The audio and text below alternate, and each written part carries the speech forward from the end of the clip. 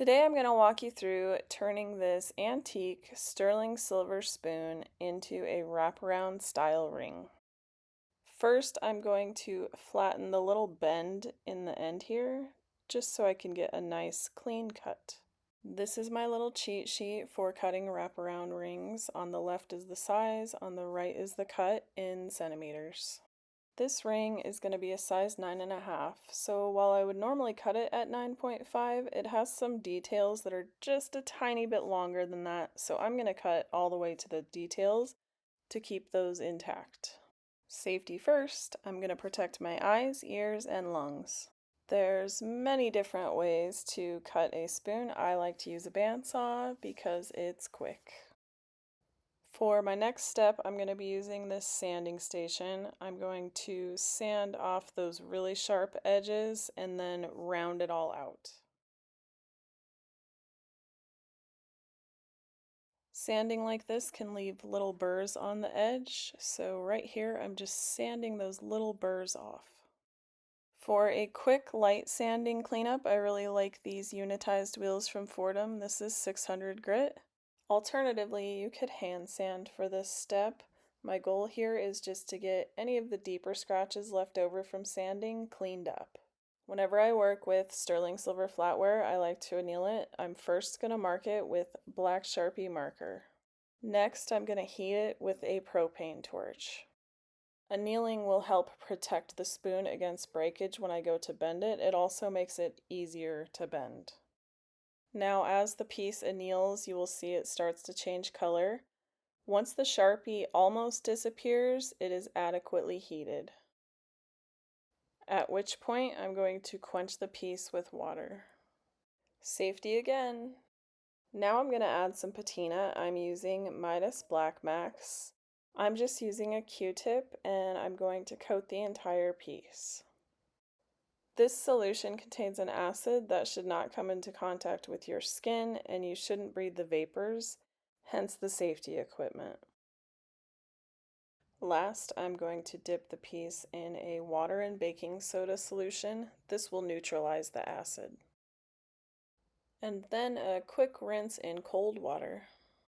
Next, I'm going to polish the sides and the back.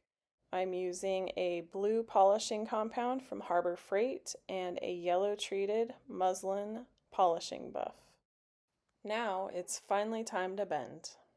I'm going to start the bend with a larger block. This block is actually for making bracelets. I find if I get a nice clean broad bend that down the line it's much easier to keep from getting sharper bends in your ring. Moving on to a smaller block and a smaller pin.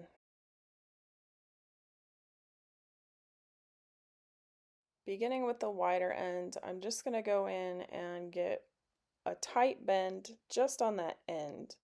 Then I flip over and start with the smaller end and work my way around.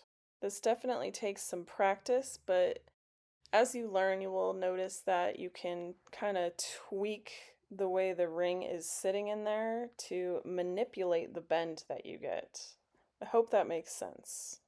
Now that I've got it all the way around and I like the shape, I need to move on to a smaller slot to make the ring a little bit smaller. And I'm going to go all the way around again. With this ring, I got lucky and everything looks really tight and it fits right on the mandrel, so I'm not going to get into actual sizing on this one. If the ring does need sizing, I will put it on a ring stretcher or it can be sized right on the steel mandrel using a soft face mallet or a rawhide mallet. Before polishing, I put this in a pickle pot for about 5 minutes, then neutralize with baking soda and rinse. Pickling removes the discoloration caused by annealing.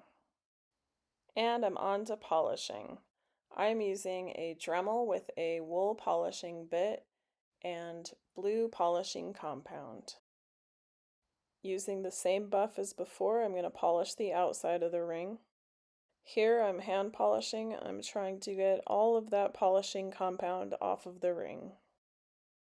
I'm going to switch my treated buff with a soft muslin buff for my final polish. And for this final polish, I'm using Luxie Blue Polishing Compound. One last hand polish and we have a ring. Here's a close look at the finished ring. Thank you so much for watching. If you have any questions or any ideas for other videos you would like to see, feel free to leave a comment in the comment section below.